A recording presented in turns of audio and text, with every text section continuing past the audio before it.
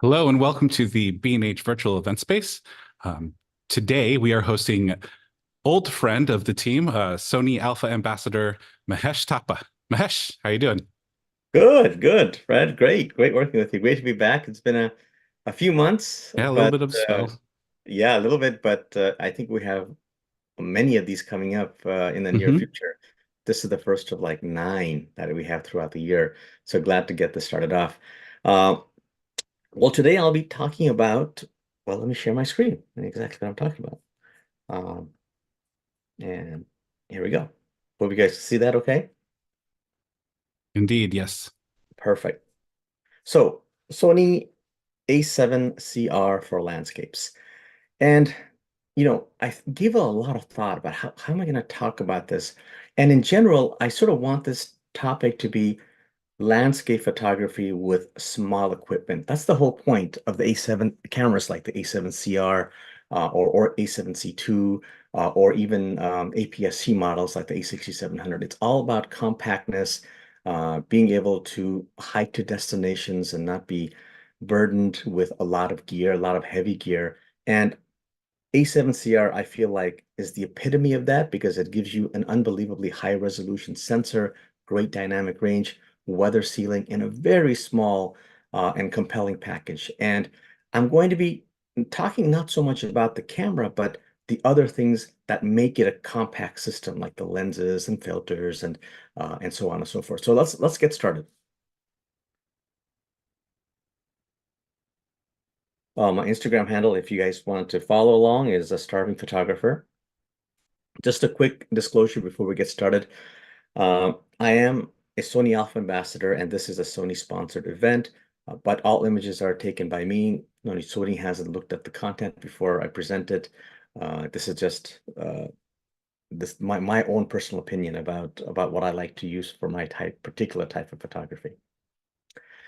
So, we talked briefly about the Sony A7CR, high megapixel sensor, great dynamic range, but a camera really is only as good as the lens you put in front of it. And people always ask me, well, okay, that's great, but what go-to lenses do you typically use? And the answer changes really depending on what type of photography I'm doing. Even within the realm of landscape photography, am I going to be in a situation where I need a lot of long lens type of compositions? Is it going to be mainly wide angle? Am I going to be doing astrophotography?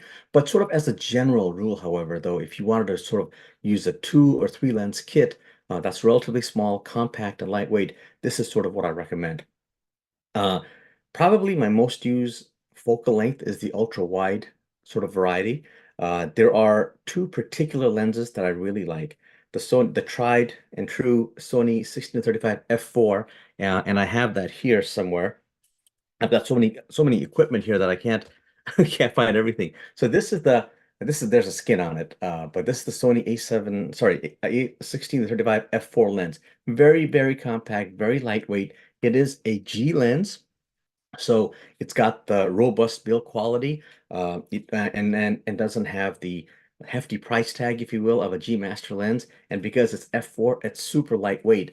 I love the fact that you have a rocker here. So if you have a camera that allows you to do the zooming without having to uh, change your uh, turning here, then you have that possibility. It has clickable aperture, which is really great tactile way of determining exactly what your aperture is. And like I said, very lightweight.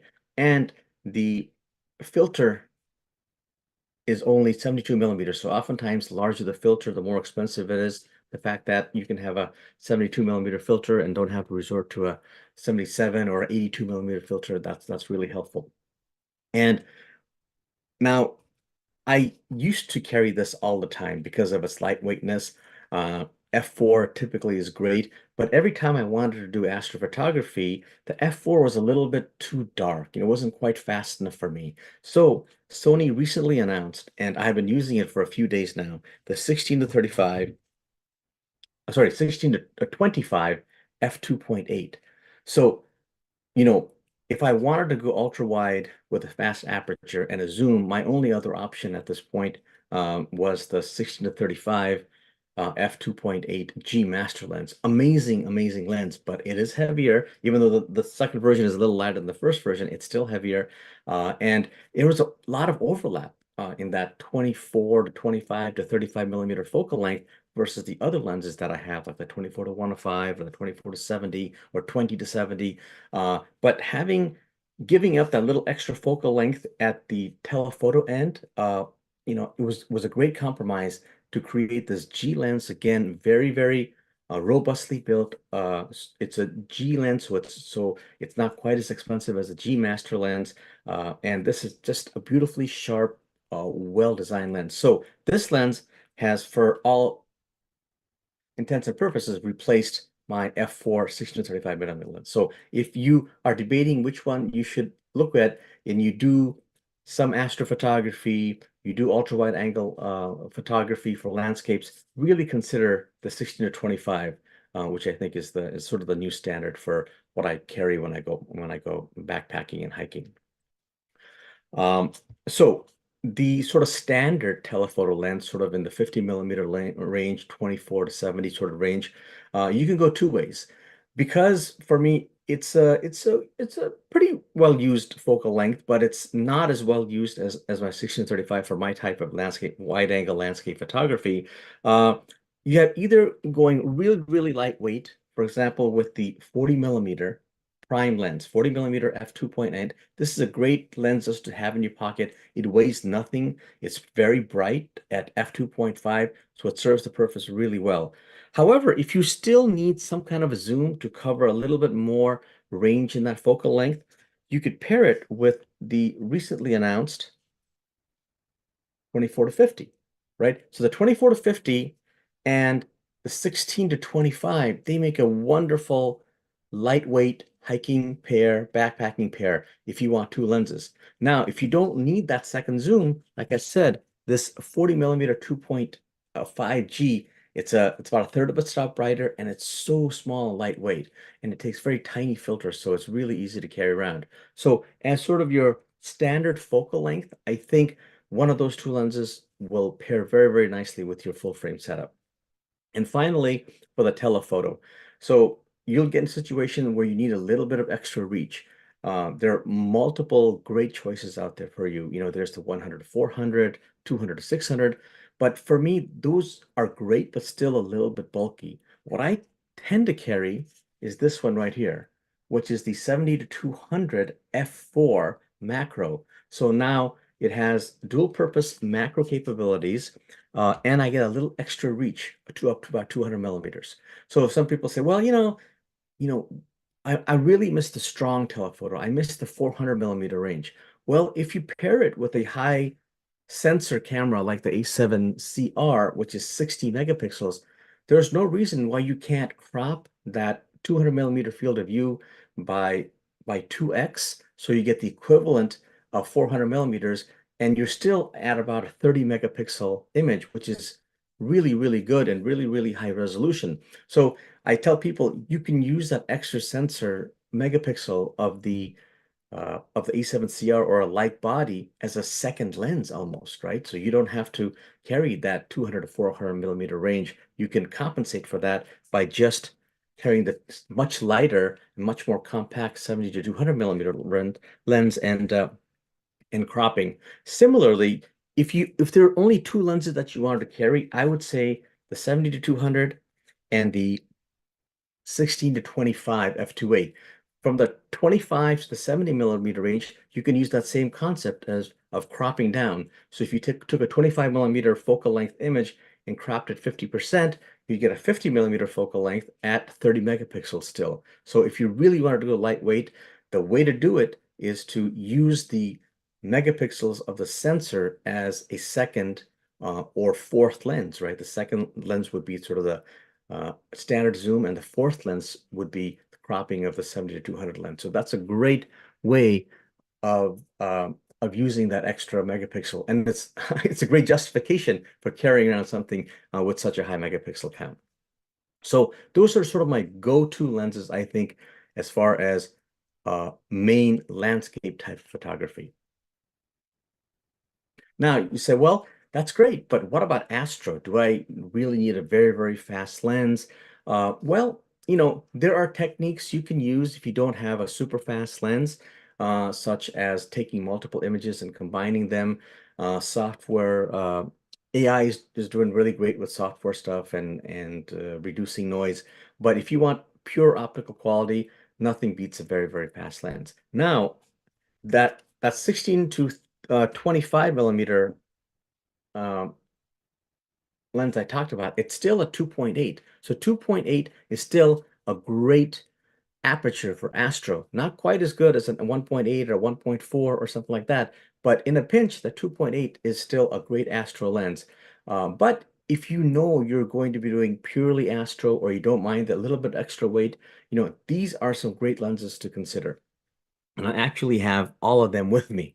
So let me first show you the first one, which is the 20 millimeter 1.8. I already actually have it attached to the E7CR. I mean, look at how compact that is, right? So this is a f 1.8 millimeter lens, absolutely superb for astrophotography. So you could say, well, if 20 millimeters is wide enough for your ultra wide landscape type of photography, you could carry that instead of the 16 to 24 or 16 to 35 millimeter lens because you get the added benefit of a really great astro lens built in at that 20 millimeters wide focal length and 1.8 aperture.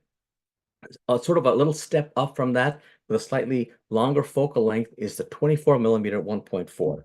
And I think, yes.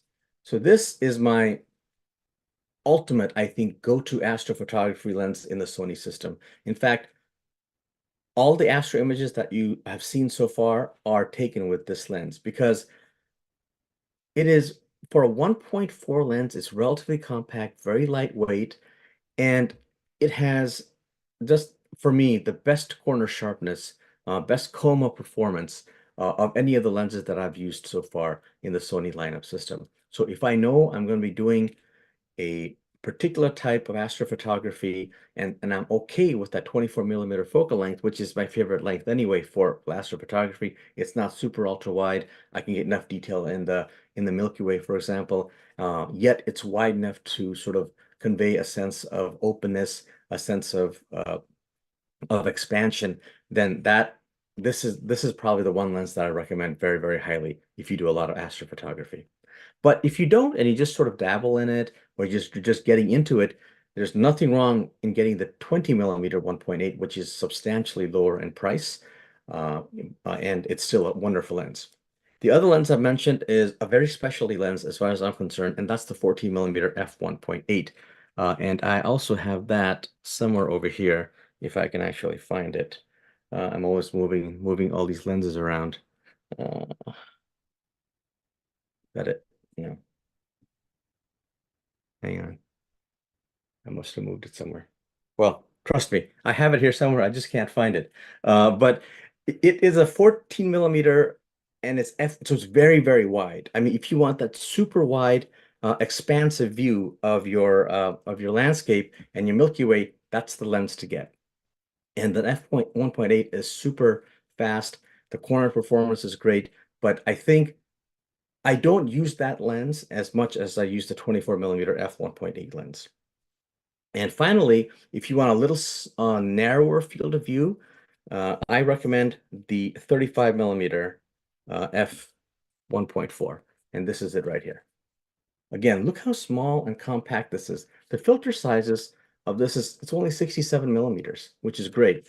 So if you wanted to use this as a standard portrait lens or a standard focal length lens and you wanted a really fast aperture, this is the way to go. Again, I probably use that the least for my astrophotography work because I just want a more wider, more expansive view of the Milky Way that I typically photograph. But for more detailed a zoomed up view of the Astro system, that's the one that I typically go to is the 35. So sometimes I know I'm going to be doing nothing but Astro. So the three lenses I typically take are the 24-1.4, 14-1.8, and 35-1.4. If I know I'm doing some Astro and it's a relatively long trip that I'm going on backpacking, then I just carry the 20 millimeter f1.8 because It's a nice compromise between the 14 millimeter super ultra wide and the 24 millimeter, which is my favorite focal length. But maybe sometimes I want a little bit something between that I can crop later to get that 24 millimeter field of view. Yeah, so those are my recommended full frame, ultra wide and wide angle lenses for astrophotography. And there's no reason why you couldn't use these for regular landscapes or portraits too. But for particularly if you're looking into landscapes and you want the best of the best, these are the ones you should consider.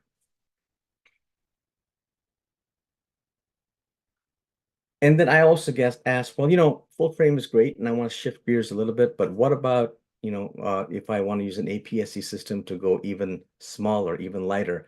And you've got options. You've got options galore here.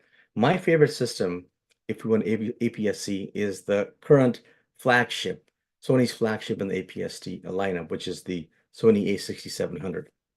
In fact, I have it right here. This is a Sony A6700. And it actually is, it's not substantially, not a super smaller than the A7CR, right? But the lenses are smaller. So remember, when you are considering a system, it's not just the camera body. Everybody says, oh, look how small the full frame is. But oftentimes the lenses aren't as small as the APS-C sensors. This is a 11 millimeter f1.8 lens. I mean, look how tiny that is, right?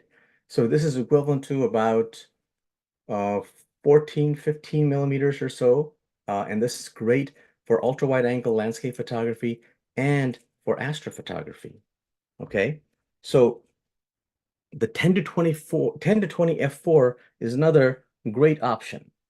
And again, here, this is equivalent to about 15 to 30 millimeters. So look at this in the APS-C size and something very similar on the full frame size.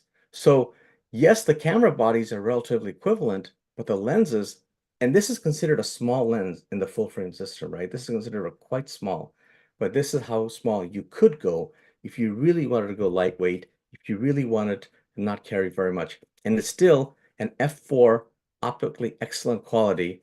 It's got autofocus, manual focus. It's got a button that you can assign to what you like. And it even has a zoom rocker, just like the 16 to 35 full frame. So a great ultra wide if you're not doing astrophotography so much, because it is an f4 lens, so that can cause a little bit of compromise, even more so than the f4 lens of the full frame, because you're already hampered a little bit by the fact that you're using an APS-C sensor. If you really want to do ultra wide angle photography for astrophotography, I still recommend this one, which is the 11 millimeter f1.8. Every f-stop in the APS-C system really matters a lot. Now, if you still want to do a little bit more with the astrophotography, but zoomed in a little bit more, so for that, I have this one. This is the 15 millimeter f1.4. Remember, you have to multiply that by a factor of 1.5. So this is about a 22, 21 millimeter equivalent lens. But this is an f1.4. So another great option for both wide or ultra wide angle photography coupled with astrophotography. Great choice. So let's say you want a zoom on the APS-C system, right? There is no better zoom right now, in my opinion, for the APS-C Sony system than the 16 to 55 f2.8. So this is an f2.8 lens, so very, very bright, and has a great focal length, about 24 millimeters on the wide angle and about 70 or so millimeters in the telephoto. So it's a great f2 equivalent lens for the APS-C system. Now, if you don't mind just a little bit extra weight, and you want a lot of telephoto reach because you want that extra compression effect, if you would, for landscape photography in the APS-C system, this is the other lens I recommend. It's 70 to 300 millimeters, f4.5 to 6.3 millimeters. So also another G lens, very robustly built. It even has a locking mechanism here, so when it's locked, there's no lens creep. If you're carrying it upside down like this, the lens barrel doesn't move. So I really like that feature because the slightly heavier lenses, if they don't have that lock, they tend to sort of uh, creep by themselves like this, and that prevents it from doing that. And optically, it's excellent quality. At 350 millimeters, that's close to almost 500 millimeter equivalent focal length. So that's really great. And those are sort of the main APS-C lenses that I typically use both for landscape photography and a little bit of astrophotography. So, we've talked about the gear, camera gear, but landscape photography is more than just lenses and cameras. It's also other things you have to take with you. And the most important one, I think, accessories is, of course, the tripod. No matter how good your image stabilization system is, and Sony has a good one in both these systems, oftentimes you're shooting at very, very low light situations. You're shooting at apertures that are very narrow, f5.6, f8, f11, and that combination, and a low ISO because you want low noise, right? So the combination of low ISO, narrow aperture, and very, very low light means that the shutter has to stay open for a very long time. So, maybe you're able to handhold a half a second, maybe even a second, but you're not going to handhold 5 seconds, 10 seconds, 30 seconds. For that, you need a tripod. So I tell people, I would rather leave a lens behind or a couple of lenses behind than a tripod because it's so essential.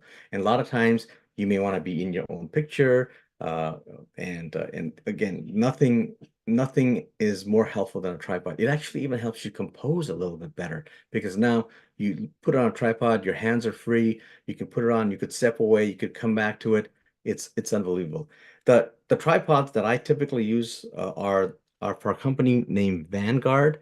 I like them because they make great quality carbon fiber equipment and they're super inexpensive compared to some of the more expensive brands. I think they offer the same kind of quality at a fractionally less price. So look at those brands. They have a variety of tripods, from very lightweight, travel friendly to the more robust ones that you may use for big telephoto lenses. So there's no specific one that I think is particularly great or bad. It all depends on what you're willing to carry with you. So again, a variety of tripods, both on aluminum and carbon fiber.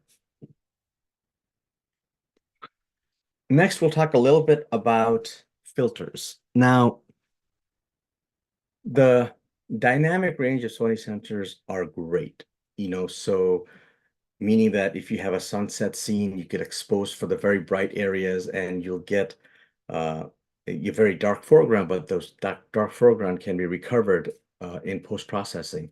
So it has almost negated to some extent the use of graduated ND filters, like the filters that you see over here. This is dark on top, clear on the bottom. But sometimes the difference in exposure values between the sky and the foreground is so great that even the best dynamic range sensor cannot compensate for that. So for those reasons, I often recommend filters, whether they're graduate ND filters or reverse graduate ND filters, various strengths. They can have a very sharp margin, like you see here, or a very sort of soft margin, and it depends on what you're shooting. So for example, if you're shooting an oceanscape, for example, where there's a nice clear demarcation between where the sky ends and the water begins, that's where you might want to use something like a filter with a very hard edge where it transitions between dark and light. Let's say you're shooting skyscrapers or mountains where the trees and the mountains sort of pooch up into the sky a little bit. So you don't want such a harsh transition between the very bright, very dark areas because you'll notice it on top of the mountains and buildings, things like that. In which case you may want to use something like a very more gradual transition from the very dark areas to the very light areas. They also make ND filters. There's pure ND filters. It's like sunglasses for your lenses. So if you want to prolong the exposure time, for example, you want to capture that silky smooth effect on the water, or you want to capture that sense of motion in the clouds with the cloud streaking, the way to do that is to prolong the exposure time. Well, sometimes conditions are so bright that what aperture lens you use, even ISO at the lowest value, you still won't be able to achieve a shutter speed to slow the shutter speed down enough, in which case you start using these ND filters.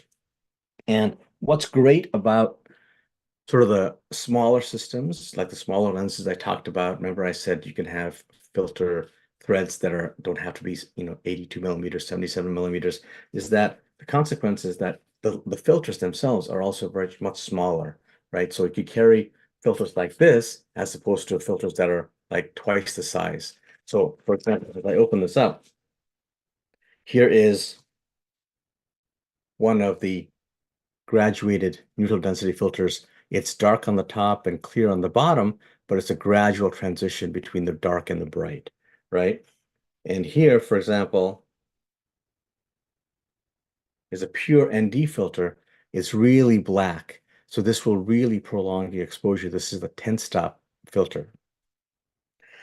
And if you notice over here, I have one that's kind of purplish. So I sometimes use that for astrophotography. And that is really great to get rid of light pollution. It sort of looks like this.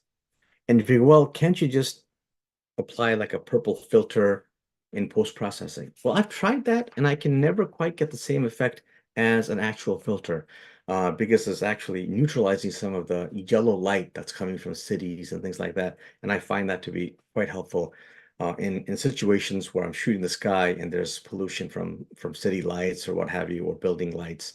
So that really helps to capture that. So filters are really important for landscape photography, and a small system allows you to carry smaller filters, which will save you money and save you some heartache in your back. Okay, what else? So there are other few things that I also recommend, something that you should also consider.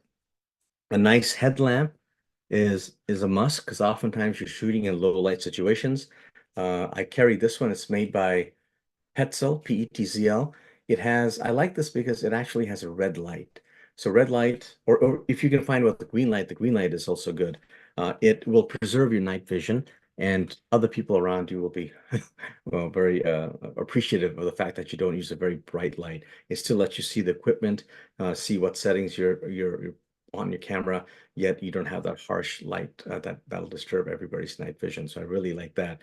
And also remember, you may be at a location and you have to hike back. It's really great to have this headlamp. It's on your head. Your hands are free to carry hiking poles or whatever, and it's super convenient. Uh, I don't have one with me, but these filter wrenches are invaluable. So, for example, let's say you have a filter like this, and you put this filter in front of your lens. As the weather changes and the humidity changes or whatever, these things can also get very, very tight around the thread of your lens, and you may not be able to grip it and turn it to loosen it to put another filter or take the filter off completely. That's where these filter wrenches, and they have like sort of various sizes. They have one size for like 67 millimeters and under, or 72 millimeters and under, another filter wrench for like 82 millimeters, 95 millimeters. But every so often, when I can't turn my filter or loosen my filter or separate my filters because they can get stuck to each other if you have multiple filters on top of each other or to the lens, these filter wrenches really come in handy. And it's a lifesaver because if you can't get a filter off, basically that lens is is not really usable, but particularly if you have a very dark filter or a very unusual filter on there, because now the rest of your photography gets affected. So I don't use it all the time, but when I do need it, it's invaluable. So consider getting some filter wrenches for your system.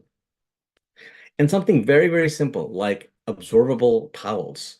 Uh, Oftentimes, I'll be hiking and I'll be caught in the rain, or I'll go to a waterfall and I'll get so close that the mist of the water just completely engulfs my camera. And yes, my camera's weather sealed, the lenses are weather sealed, so I'm not worried about that. But how do you get all that moisture off the front of your lens? Well, you could use one of those little tiny lens cleaning cloths that you get for free, or that you can hang on your keychain. But two wipes and that thing is saturated and you won't be able to really clean your lens or your equipment very well. What I really like are these basically chamois or towels that you get in an automotive store. You could go to like a Costco or a Home Depot, and they sell these like 20, 30s for like $10. And I find that they're super absorbent. You can use it to clean the lens because it has a very soft nature to it. It's very fine. I've never scratched a lens with this, and it's super absorbent. It'll pick up all the moisture and then some, and it's easy to dry. So, and like I said, it's one of the cheapest things and most important things you'll ever get for your camera equipment. Okay, so I wanted to leave a little bit of time at the end for Q&A because you guys must have some questions regarding all the equipment that I talked about. If you have any specific needs about your type of photography, particularly if it relates to astrophotography, landscape photography, I would love to answer them for you now.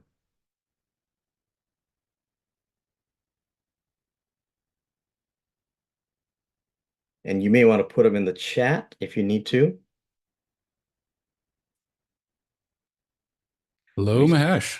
Yes, Wow, that was a bevy of gear that you've just went through. right. But there is one piece of gear that you left off your what else list that has me asking a question. Okay, yeah, yeah. Let me hear what you have.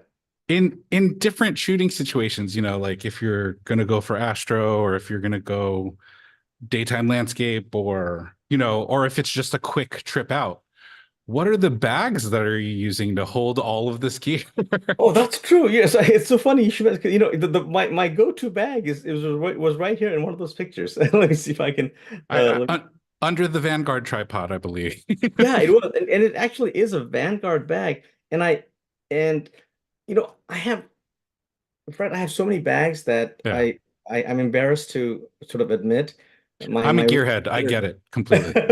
My room is littered. You know, there is nothing, no special bag that I have. I pick one up that fits me well. That sometimes if it's a long trip and I have to carry a lot of gear, it's going to be a different bag than if I'm just going for a day trip with my family. So people ask me for bag recommendations, but it's even harder than camera recommendations because it's so varied Oh depending yeah. on how much your gear you want to carry, which gear you want to carry.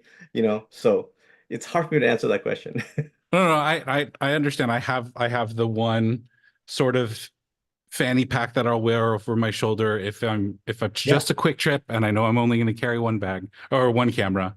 I yeah. have the roller because I know it's a job and I need to have everything that I own. So there's no, oh, I forgot this. Um, and then I don't know, probably another 10 or 15 bags in between. Yeah, right. My closet is like, every like 4 or 5 years, because I also get bags sent to me. I have like a giveaway where I have Hmm. like 10 bags I'm just giving away on Instagram or something because they just I have no room. This is, that's a terrible problem to have, Mesh. Oh Oh no. yes, it's Yeah. yeah. First world problems. So another thing that I thought of during your talk, so you brought up the APSC recommendations as well. I know that a lot of younger or starting photographers do tend to, start with an APS-C sensor when they get an interchangeable lens camera. Now, a lot, I'd say half of those people have dreams of going to full frame. So in between, when you have your APS-C camera and before you have your full frame camera, as far as lenses go, would you recommend sticking to the crop sensor lenses or, maybe thinking about buying the glass for the camera that's coming? That's true. That's a great question, Fred. And you know, the whole reason of having an APS-C sensor camera is for the compactness, as far as I'm concerned. Uh, you do sacrifice a little bit with a smaller sensor, but the sensors have gotten so good that's it's not a huge sacrifice. It's maybe a stop of noise.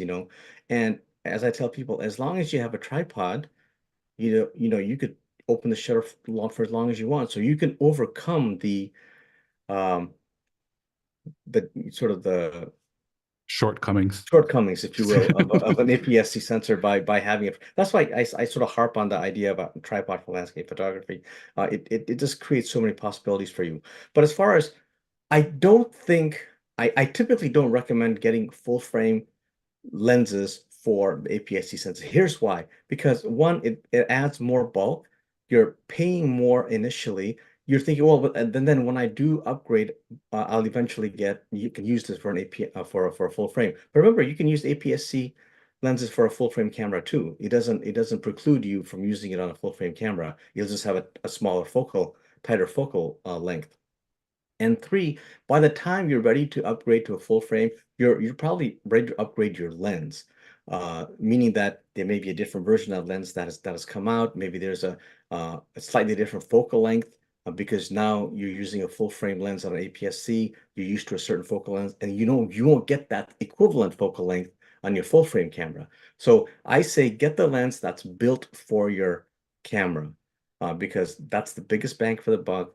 Optically, it's the best. And if when you do eventually upgrade, I think you're gonna upgrade the lens too. Hmm.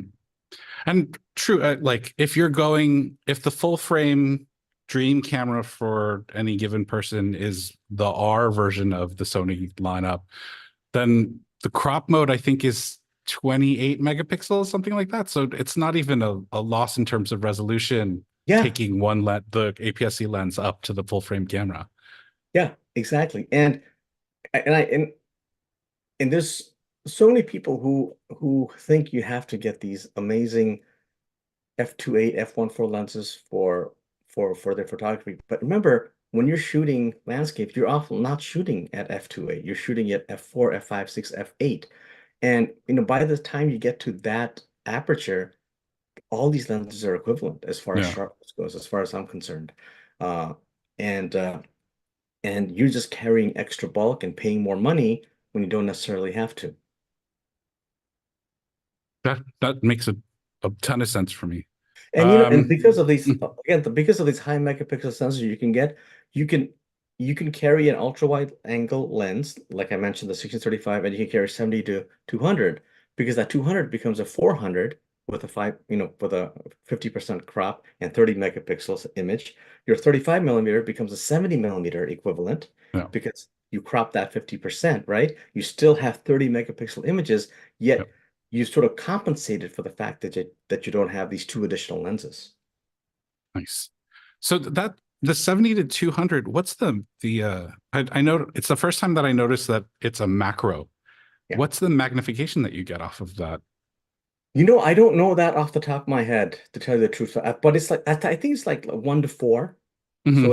it's not bad for Nice. generalized macro work. It works very well. And plus, it's a great macro lens for a person who doesn't do a lot of macro photography. That's the way I think True. about it. You can get away with a lot more with a zoom range and a little macro versus just a macro.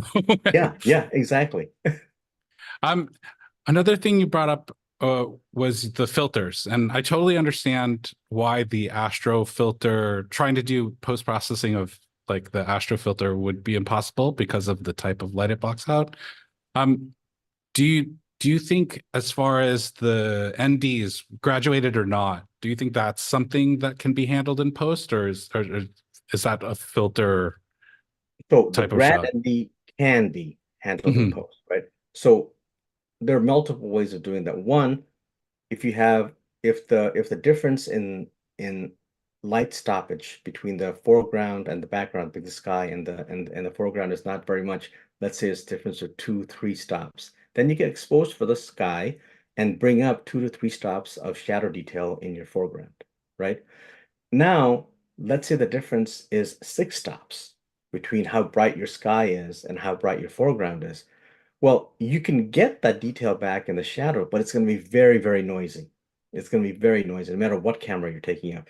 So then you say, well, what's the point of a 3 stop grad ND? Because you're only getting 3 stops back, you're not getting 6 stops back. Well, then you harness the power of the sensor and the filter. So you recover, you make the difference from 6 stops to 3 stops in the sky.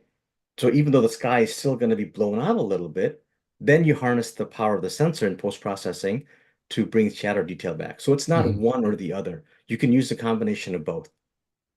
Nice. So I But am ND, that. sorry, but ND Oh, sorry. you can't. Well, I take that back. Certain effects of ND you can also simulate. Mhm. Uh, so for example, there are techniques out there for waterfalls, for example, where you could take a bunch of 1/10 of a second exposures or 1/5 of a second exposure, and you could later combine them in post-processing using a averaging technique Mhm. where it smooths out the water or smooths out the sky. But it's still I don't think is as good as using a pure Yeah. ND filter. The thing itself versus maybe not pure AI, but versus what the computer thinks it's supposed to be. Yeah.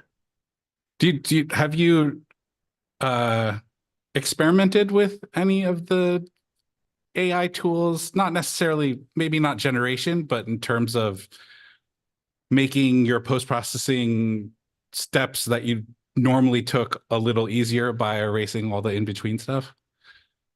Well, so I've used computational photography before, and I think computational photography is different than AI. Computational photography is just it's math. It's not generation of generating things that aren't actually there. So for example, when I talk about this combining of multiple shutter speeds to make the smooth, that's actually a known technique that no matter who does it, as long as you follow the steps, you're going to end up with the same image. As opposed to AI, when you ask it to do something, every time you ask it, it generates something completely different. So I have not used AI to sort of manipulate the images that I have. Now, I've used, for example, you know, Lightroom where it says reduction, and I know Lightroom uses AI to reduce the noise. But that's about the extent of how much I've used AI in Yeah. post-processing. So AI as an assistant, not a creator. Yes, exactly. Gotcha. But that's not to Speaking, say I haven't seen amazing stuff out there. true. I have several friends, who will take their image and they'll send it to AI, however they do it, and then it'll come up with this. I mean, it's unbelievable what it can do. Speaking of post-processing tools, Mike D from YouTube asks, once the image is collected, what sort of processing tools do you use to refine your images? So Lightroom, Yeah, obviously one. yeah. Lightroom is probably the one I use the most, and mainly, it's because I used to rely on Photoshop a lot because the older generation sensors, it just didn't have the dynamic range. So I'd have to take multiple exposures, for example, and then try to combine them later. In those days where I didn't use grad ND filters or things like that, where I didn't was too lazy to carry it at that time. But now the dynamic range has gotten so much that, and Lightroom's ability to recognize local changes, recognize border between one object and another object, sky and the foreground. It's probably using AI to sort of do a lot of assisting like that. Because of that, I haven't had to resort to Photoshop as much. That's not to say I don't resort to it sometimes. So for example, when I do astrophotography, I will keep my camera on a tripod. I'll go there right after sunset, knowing the composition that I want. During the blue hour, I'll get this great well-lit scene of the foreground with the flowers and so on and so forth. A lot of shadow detail that I don't have to post-process at a very low ISO. And then I won't move my tripod. I'll wait a few hours and the Milky Way will come up and I'll use a completely different setting to capture the Milky Way. So now I can combine that Milky Way shot from the later time with the foreground image from the earlier time, so I get sort of the best of both worlds. Had I tried to take a picture of the Milky Way and the foreground at the same time, there would have been some compromise, Mhm. either too much noise or movement of the star trails and things like that. So in that sense, I still use Photoshop. So those are the two main softwares, but that's how I use it. Most of my Mhm. work that doesn't require that much time commitment and forethought I can just do with Lightroom. But for example, for things like that I just talked about, I have to still use Photoshop. Mhm. Cool. Um, Not a gear or tech related question, but the workshop, the Southern California workshop where you went to the three places, Yeah. What's the information about that? Like, is that available to everyone? No.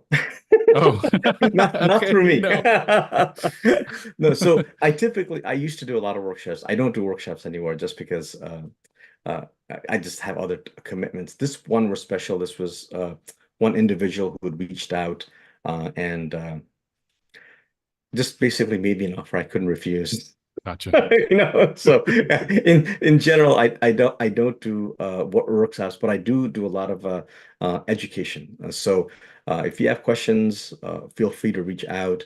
I love talking about gear. If there's any specific uh, projects that you want me to consider, I'm happy to do that. But in general, I've sort of stopped doing small and large group workshops. Mhm. So you basically make an offer that you can't refuse, and then you, or come to the B&H virtual event space, and you'll Exactly, have some time with exactly. Mahesh Thapa. Yeah. Because All a right. lot of these actual talks that we're going to have in the future are based on a couple of trips that are coming up for me. Like, for example, one is to the Palouse. We're going to talk about small lenses, large lenses for that particular type of photography, small lenses for coastal trips, beach scenes, and things like that. So these are virtual workshops, and you're Yeah, going to gain as much out of this as you are through any of my other workshops. You just won't be able to be there next to me. That's all. gotcha. Well, on that note, because we have the promise of more Mahesh in the future, we're gonna sign off today. Are there anything else you have coming up that you want to talk about, Mahesh? Well, like I said, I'm going to the Palouse and the Oregon beaches. I also have Sony Condo coming up in October. I'm excited to attend that and see old friends and create some content for Sony that way. And there's some new equipment that I'll be testing for Sony and a couple Ooh. of companies. So yeah, stay tuned. Oh, all right, everybody. We want to thank you so much for joining us on the B&H Virtual Event Space. Mahesh, again, it's always a pleasure. We're happy to have you back. Thank you. And in case you are watching this late, hopefully you're catching it on our YouTube channel. And if you're watching it on the B&H Event Space page on the website, you can search for the YouTube channel by just searching BH Event Space. With that, thank you, Mahesh. Thank you, everybody watching at home. And this has been another edition of the B&H Virtual Event Space. Thanks much. Bye.